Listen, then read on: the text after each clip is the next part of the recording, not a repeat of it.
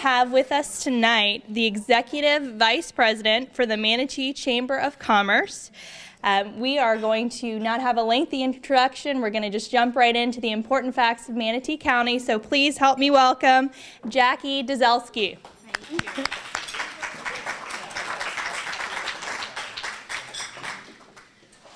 Thank you so much, and good evening. So I'm up against American Idol, The Voice, and then Siesta Key Rum with Representative Stubbe, right? So there you go.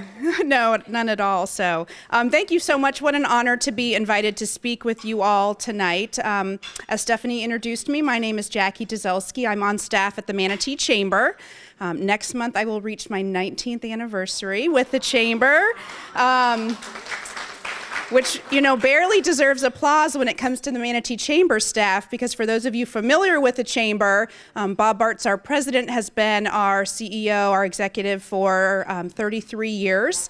Neil Spiritist, our vice president of public policy, has been there as of last month, 30 years. So kind of the baby at, getting ready to reach my 19th anniversary. But what a blessing it has been for me to work at the Chamber.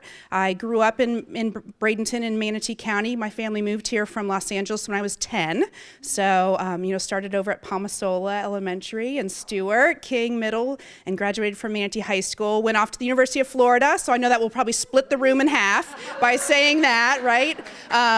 But then came back after earning my undergraduate degree and started working in my hometown, much to, my mother's joy, of course, to have one of the children come back. And my sister came back for a bit, and then her husband is in the Army, so they are currently stationed in South Korea, but she's happy to have at least one daughter back in Manatee County. So what Stephanie and Vinnie Goodson, I know, reached out to get the Chamber on the agenda. So like I said, we're so honored that you all would want to hear from us. So I thought I might share some of the priorities that the Chamber has for this coming year, both organizationally and in kind of an overarching manner, but then also maybe hit a couple of our legislative priorities, knowing that next week we start the legislative session here in the state of Florida, and it is a quick 60 days for most decisions that are made. And so I'll share with you a bit of what the Chamber has on our state business agenda, maybe hit a couple high points on our federal agenda.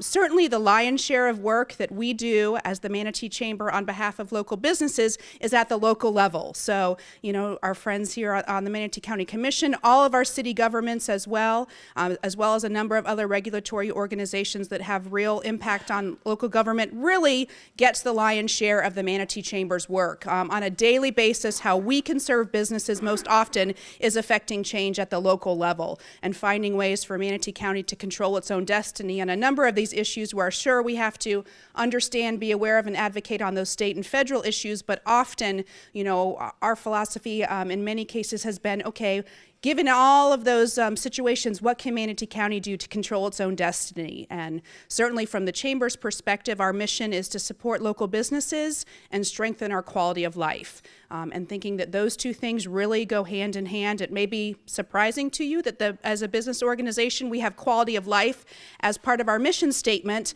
but really at the end of the day, businesses can locate anywhere. Workforce can locate pretty much anywhere these days. And so we know that for there to be a strong, thriving community, you have to have a strong business climate and you have to have a strong quality of life. They're really inseparable in so many ways.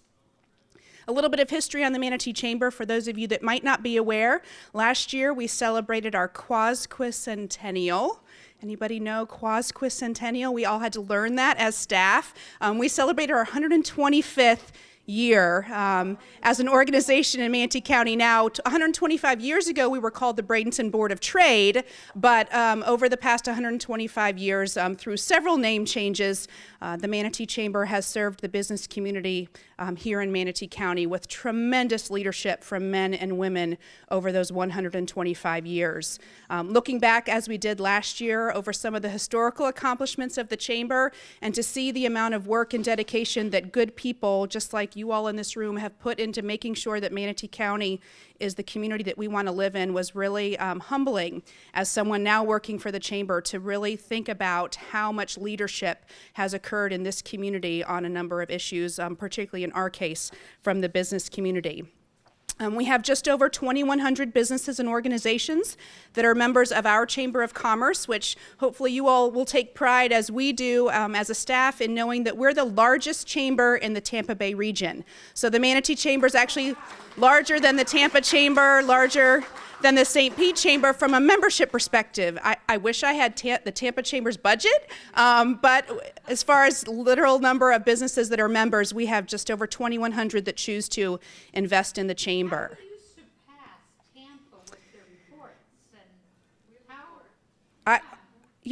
I hear this in other communities, from other communities as I travel to conferences and things, and I just think part of the answer, it's not the whole answer, but part of the answer is there's just really something really special about Manatee County. I think it's a community that people really feel that they can impact change. I think the culture that's been built at our chamber that allows people to get engaged and make a difference. We try to have, at least at our organization, very few barriers to entry, whether that be membership or leadership. We have 25 committees and task forces at our chamber, and we did a count just a few weeks ago in preparation for our annual dinner, and we have 560 committee members that are serving on those 25 committees. So imagine the impact that business people can have by serving on those committees. We have committees that are working on transportation issues, education and workforce development, infrastructure, natural resources, our young professionals, and making sure that we're a community. And I'm going to touch on a few of these on my notes, but I usually throw my notes out the window about 5 minutes into any discussion. It's one of those things people are like, I wrote your speech, would you just follow it? But I think that's part of the reason that we've been able to be the largest chamber in Tampa Bay. We're also, I think, fortunate in a lot of ways that there aren't a large number of chambers. Certainly, nothing precludes that from happening, but I think the Manatee Chamber has served the business community in such a strong and effective way that other communities, smaller communities, haven't felt that they needed a separate or an additional chamber. You go up to Hillsborough, Pinellas County, there are dozens, if not more, several dozen chambers of commerce.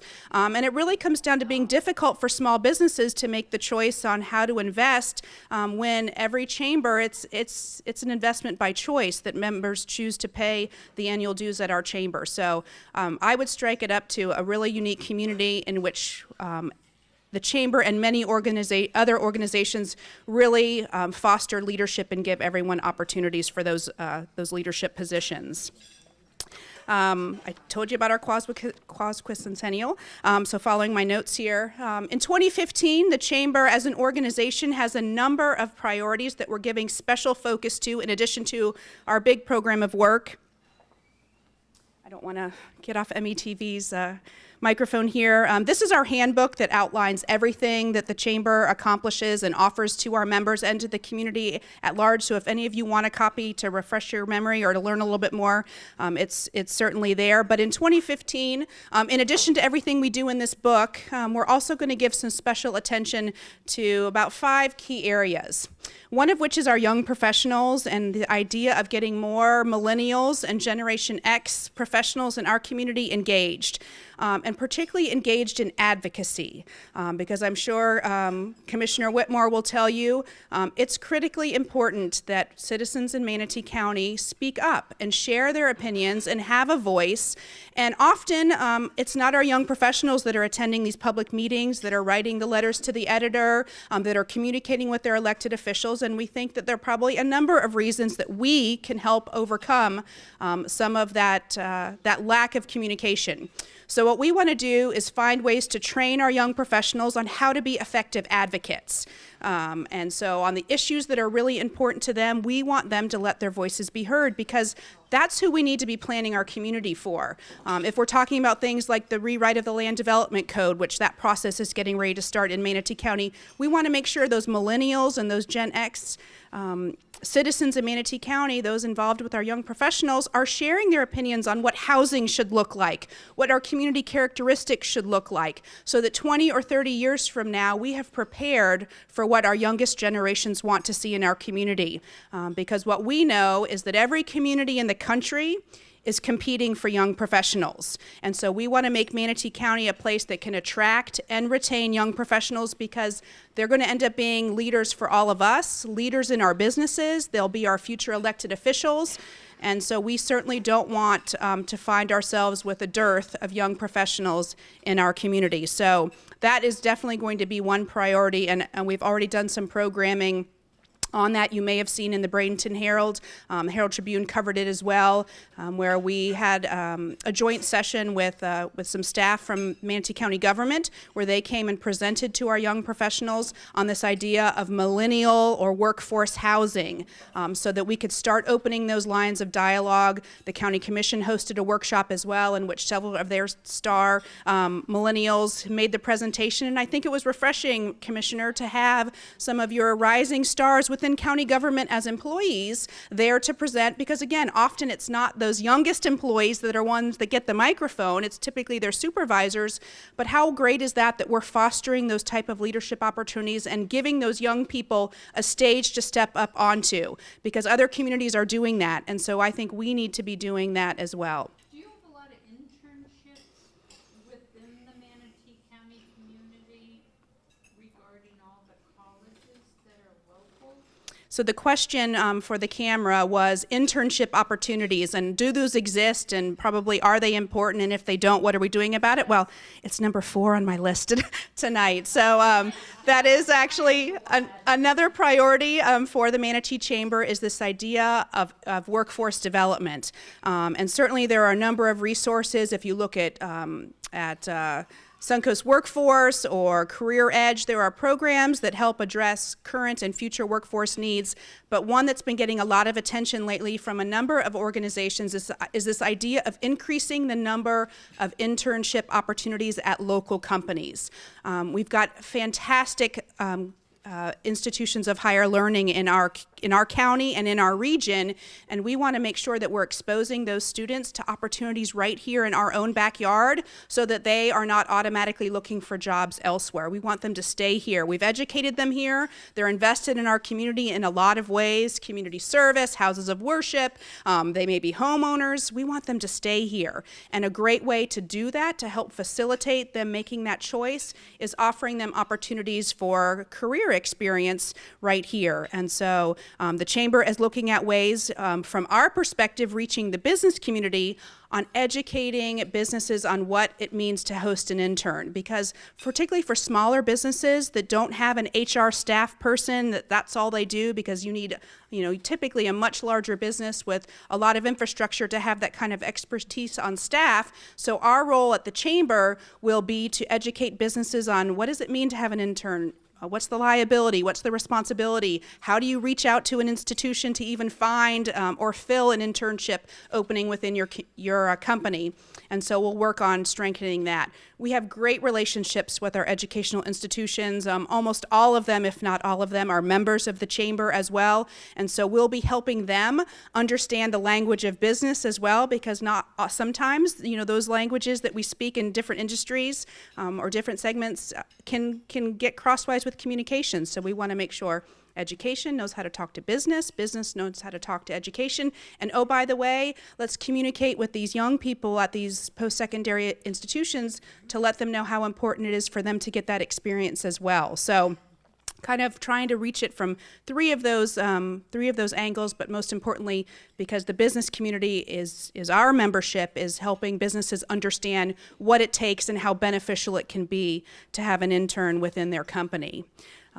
Also kind of getting back and piggybacking on my earlier point about young professionals, we stand poised that if we find out here within the next couple weeks that Realize Bradenton receives that Night Cities Challenge grant, which they're one of the finalists in the country for a grant for programming that will be geared towards millennials, the Chamber and our Young Professionals program stand ready to help Morgan and Johnette and her team at Realize Bradenton implement what might be some really cool headline-making engagement opportunities for young professionals. This idea of workforce housing, as I mentioned in context with young professionals, is also germane to other demographics as well. So we have a number of businesses that have shared with us at different points that their employees are having a tough time, have had a tough time, anticipate having a tough time finding workforce housing. And so we know that there need to be some probably creative conversations around how do we incentivize the development of more workforce housing in our community. And And so we're looking right now, doing our own research at the Chamber, at other communities that have been successful, maybe coming forward with some ideas on how to think outside the box. And then again, I think with the Land Development Code edits that are coming up, some opportunities for changes, there will be some advocacy opportunities on behalf of workforce housing coming up in the coming year as well. The Chamber also looks to technology and trying to equip our businesses, many of whom are very small businesses without a ton of that type of expertise on their staff, trying to keep them apprised of technology and how technological advances can help their business be more successful. So we try to serve that role. Oh, Commissioner, you would be much better at... The comprehensive plan is Bible County. You want to come up to the mic? It's about how tall, how many pages? Although I know you guys are editing it down, trying to segment it. By state law, every city, including when I was mayor out in Holmes Beach, even the little cities have to have one. A comprehensive plan acts like the Bible of your city on how you want your city to be in the future. It's usually very vague, but it says, like on the islands, it says you won't have your height any more than 35 feet. And then what you do is you have land development codes, which you have like rules that marry that, because your comp plan is your Bible. Land development helps you continue with your comp plan and follow the rules of the comp plan, but like with building. For instance, like when she's talking about affordable housing, we have specific criteria in our land development code, but nowadays maybe the prices need to come down for what affordable housing is. Amen. Maybe you need to have different type of housing, be more thinking outside of the box. You know, walkable communities where the young kids, they don't want to mow a 5 or 10 acre lot. They want to be where everything is. They want to ride their bikes. They want to walk their strollers. That's what my daughter tells me anyway. So that's the kind of things we'll be looking at. Thank you, Commissioner. And following up on that and the comments about what young professionals are telling us about what they want as far as housing, I was just going to say, so much of that, we're right like this. We'll get a drink after this. It mimics in many ways what retiring baby boomers are saying that they want in a community as well, which is mixed use, walkable, sustainable, things going on, lots to do. And so it's really kind of a perfect storm, I think, of many different demographics wanting many similar characteristics within their community. Another thing I think that we'll have some opportunity in the future to advocate and see some real changes on infill redevelopment as well, and that is a priority of the Manatee Chamber, is that the comp plan, land development code, has a lot in it to encourage suburban development, but there are some real hindrances, I think many probably unintended, from when our comprehensive plan last went through its major writing, which was back, I think, Carol, in the maybe late 80s, early 90s, when, I mean, the Manatee County Comprehensive Plan won an award back in '89 as one of the best, or the model for the state. But it's time to probably take a look at what type of impediments there is to infill redevelopment. Lots of infrastructure is there, but the code currently, regulations are really written in a way that can be a hindrance or a disincentive to folks that want to come back in and do some reworking within the urban core. I think the step that the county has taken with the Southwest TIF will present some new opportunities for some infill redevelopment within that area of our county as well, because really we need our entire county to be healthy. If you think of it as a body, you know, we've got the island, we've got Lakewood Ranch, we've got North County with so much new coming in. We need some attention on the core areas of our community as well, so that every part of our community is healthy and thriving, and so the whole, quote, body is healthy and strong from economic terms as well. So those are just a few of the priorities that the Chamber is going to be giving some special attention to, in addition to our full program of work. We also, as I mentioned, with the state legislative session starting here next week, we've got a number of priorities that we've written into the Chamber's platform. And so just to name off a few of the major topics, economic development, transportation, healthcare, workforce readiness, taxation, and water and infrastructure are some of the main areas that we cover in our legislative platform. Maybe I should have mentioned when I was giving you the profile of the Chamber at the beginning, the Manatee Chamber is a nonpartisan organization. We do not endorse candidates. However, we do take positions on issues that we feel are impacting the business community or that quality of life in Manatee County where a business voice is important in that weighing in. So as I said, you won't see us engaging in candidate debates, candidate endorsements, but we certainly are very vocal, visible advocates on issues.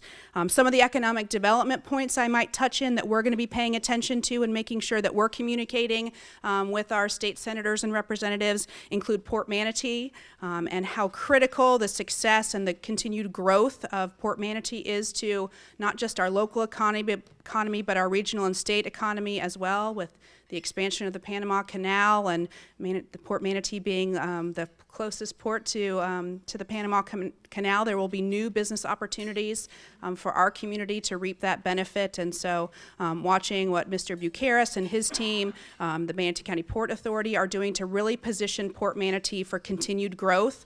The encouragement zone that was put in place around Manatee County, in some ways, Port Manatee has some very unique attributes that really work in our favor, one of which is it really isn't landlocked with development around it at this point. I mean, if you look at the success that we had through our Economic Development Council and through the county's help as well in landing Air Products, that major manufacturer that has gone in across the street, were we the Port of Miami, if you've been down there and seen that port, I mean, they literally, roadways, everything else stacked on top of each other around that port. And we have a real opportunity with Port Manatee because there is still room for growth and development and expansion in facilities and in berth space and future berth space at Port Manatee. So that will continue to be a priority for the Chamber to advocate for the support of Port Manatee specifically, but ports in general for the state of Florida. We're looking at continuing to advocate for support of Enterprise Florida, which is the state's economic development organization, works very closely with our local economic development organization, the Bradenton Area EDC, as well as EDCs across the state. We're looking at transportation and our local infrastructure needs, as well as regional planning for our infrastructure needs. So kind of piggybacking on that port idea, the Port Connector Road is wanting to make sure that Tampa Bay in general is taking a look at the transportation needs of our port and how it connects to the interstate, because once all of that cargo, those products get unloaded off those ships, some of it goes by rail, but some of it needs to go directly by truck as well. And so right now, again, we're in a great situation in Manatee County in that there's still open land around that port. We need to make sure that we're planning and thinking in a way that looks to the future on transportation networks, including those around the port. Healthcare, certainly looking at ways that we can support local businesses in what many of them desire, which is finding a way to be able to support their employees as well. And so we will continue to monitor what's going on from a healthcare arena, but also trying to set aside state and national discussion as well to take a look at how can Manatee County control its own destiny. I think one of the greatest successes that the Chamber has had in advocacy on healthcare was the successful advocacy of Manatee Memorial Hospital starting a residency program. So the Chamber Foundation was funded a number of years ago to conduct a study.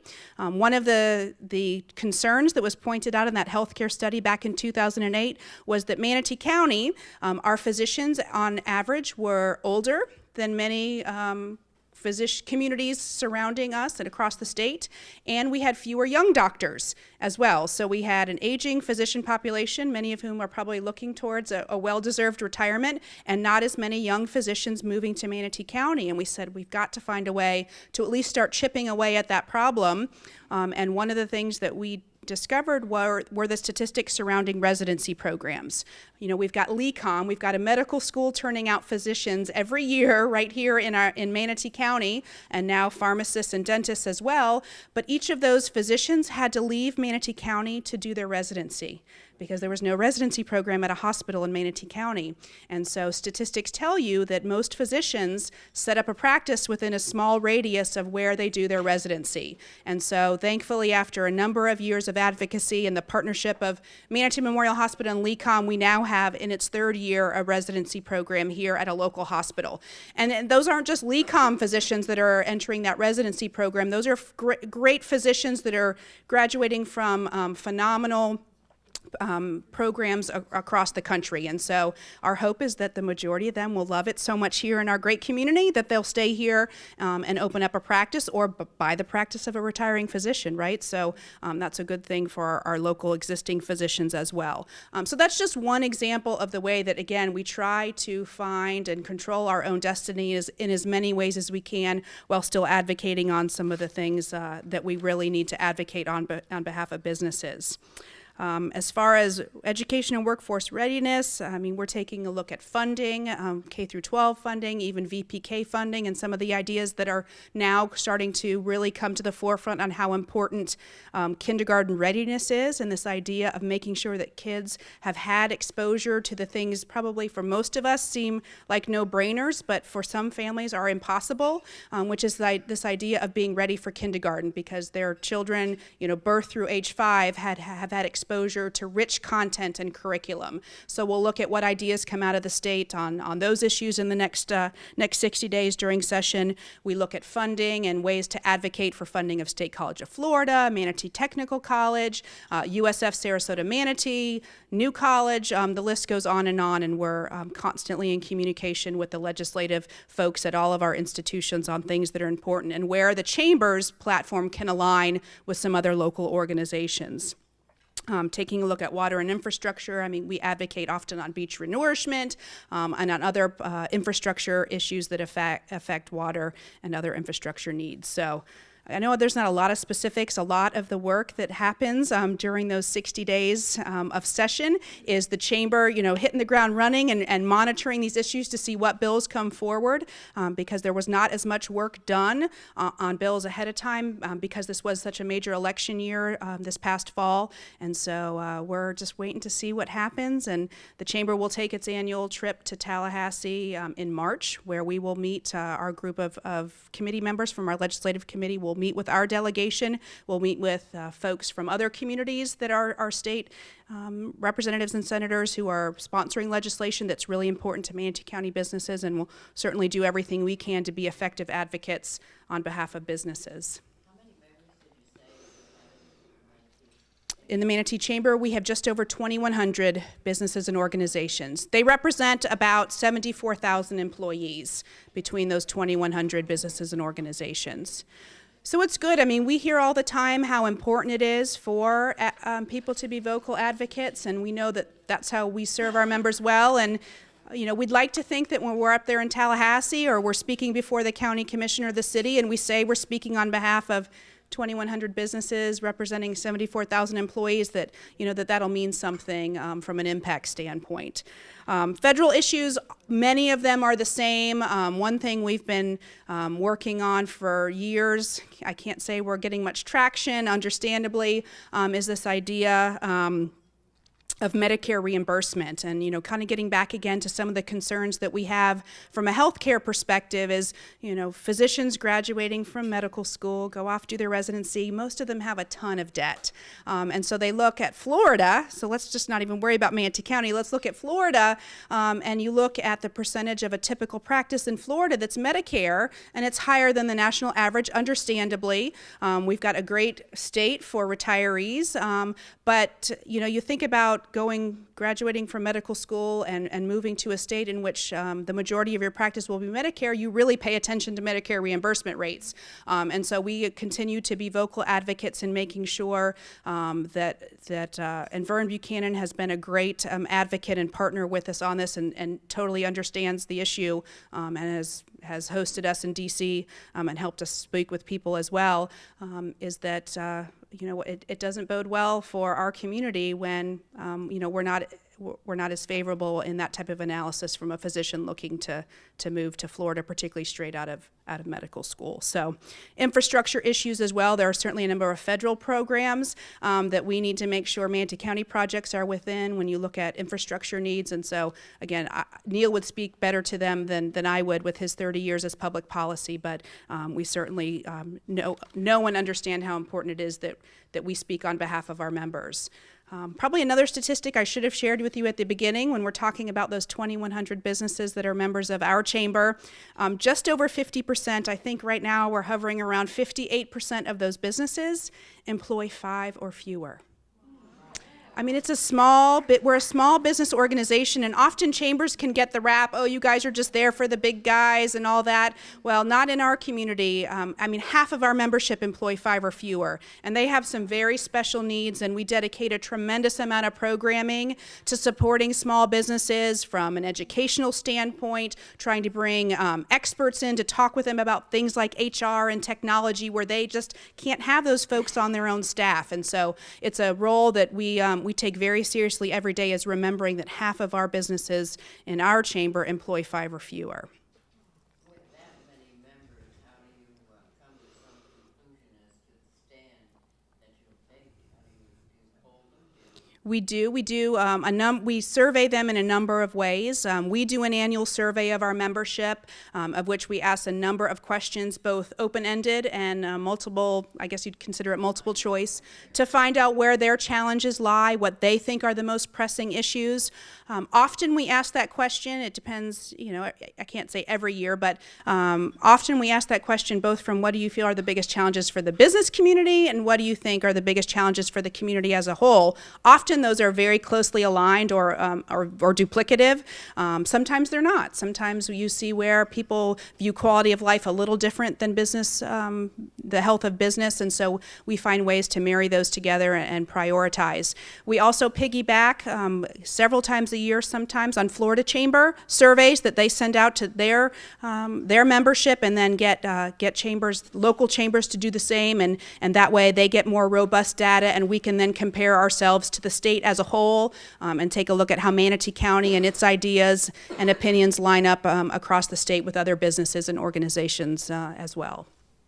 And then really, for us, it's those committees that I spoke about at the beginning of my probably now, 50 minutes? I lose track of time when I'm up in front of a microphone. But, those 25 committees that the Manatee Chamber has with 560 committee members, I mean, that's the expertise of the chamber. It's not the staff. I mean, I think we have a fantastic, professional, well-educated staff, but it's those 560 members that take time out of their day from running their business to come and work on problems together. I mean, we like to say, if not the Manatee Chamber, then who? Who's going to be working on these issues? Who's going to make sure that we're getting people to sit around a table and solve problems and address issues and identify new opportunities? So it's a very collaborative organization, and I think that's another reason probably why we've had the success in maintaining our status as the largest chamber is we have very few barriers to folks who want to be members of the chamber to then take it to the next step, which is get involved and start impacting these issues. You may want to announce that Michael's new position, because it's in the paper, so everybody will read it tomorrow. Yeah, you'll read it tomorrow. As I mentioned, Neil Spiritist has been our Vice President of Public Policy, Small Business. His current title is actually Senior Vice President, paying a lot of respect to the amount of time and effort he's given to our chamber and our community for 30 years. He will be leaving the chamber in April. We don't want to say he's retiring because he has other horizons and hopes in his heart about teaching and writing, traveling, and so he doesn't want anybody to think he's going to go sit on a couch and just watch his Cardinals play baseball. I'm sure he'll do a little bit of that, but he'll probably actually be traveling to St. Louis to do it. But we did actually send out a press release today that former County Commissioner Michael Gallen will start with our chamber in mid-March. We'll have about a month's worth of overlap with Neil to work with our chamber and continue our public policy and small business programming. Thank you, Commissioner. Suggestions would you have for young adults, not so young, maybe middle-aged, who have been out of the market for a while and really don't have any particular skills in